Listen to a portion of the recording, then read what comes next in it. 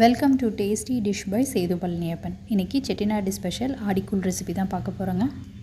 உளுந்தம்பருப்பை 200 gram ஆளாக்கில் 4 tumbler எடுத்து வச்சுருக்கிறேன். பச்சரிசி 1/2 டம்ளர் எடுத்துருக்குறேங்க, 100 கிராமு. பாசிப்பருப்பு 100 கிராம் எடுத்துருக்குறேங்க. உளுந்து சேர்த்துக்கிறேங்க. அடுப்பை சிம்மில் வச்சுக்கிட்டு நிதானமாக வறுத்துக்கோங்க. உளுந்த இந்த அளவுக்கு வறுத்து எடுத்துக்கோங்க. ஒரே மாதிரி கலராக இருக்குது. ஒரு பிளேட்டில் மாற்றி கொட்டிக்கலாங்க. கொஞ்சம் நேரம் ஆறட்டும். இப்போ அடுத்த செட்டை வறுத்துக்கலாம். அடுத்த செட்டும் வறுத்தாச்சுங்க. அடுத்து பாசிப்பருப்பு வறுத்துக்கலாங்க. 100 கிராம் எடுத்துருக்குறேங்க.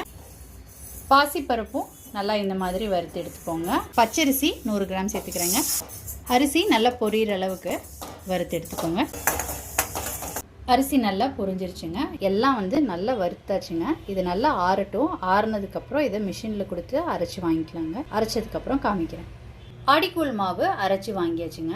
அரைக்கும் போது மட்டும் மாவு நல்லா ஃபைன் பவுடராக அரைச்சி வாங்கிக்கணுங்க.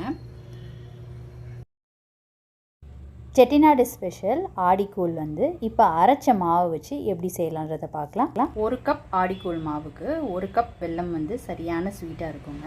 இப்போ இந்த வெல்லத்தை கரைச்சி எடுத்துக்கலாம். சாஸ் பேனில் எடுத்து வச்சிருக்கிற வெல்லத்தை சேர்த்துக்கிறேங்க. எந்த கப்பில் வெல்லம் அளந்தமோ அதே கப்பில் 2 கப் தண்ணி சேர்த்துக்கிறேன். வெல்லம் கரைஞ்சிருச்சு. இதை ஃபில்ட்ரு பண்ணிவிட்டு ஆற வச்சுக்கோங்க. வெல்லம் கரைச்சதை ஒரு அகலமான பாத்திரத்துக்கு மாற்றி ஆற வச்சுருக்கிறேங்க.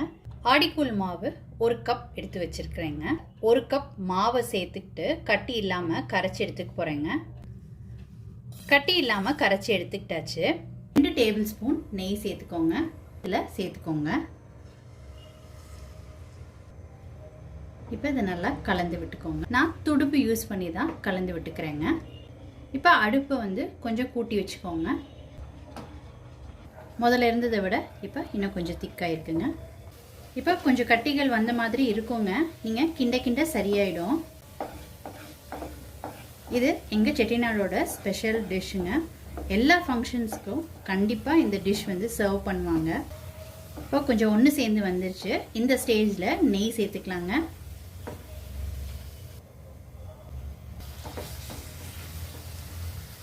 நல்லா கட்டிகள் இல்லாமல் ரொம்ப சூப்பராக வந்திருக்குங்க. இதுக்கு ஒரு பவுலில் தண்ணி வச்சுட்டு கையை நல்லா டிப் பண்ணிவிட்டு மேலாப்பில் தொட்டு பாருங்கள். இப்படி தொட்டு பார்க்கும்போது கையில் எதுவுமே ஒட்டலைங்க.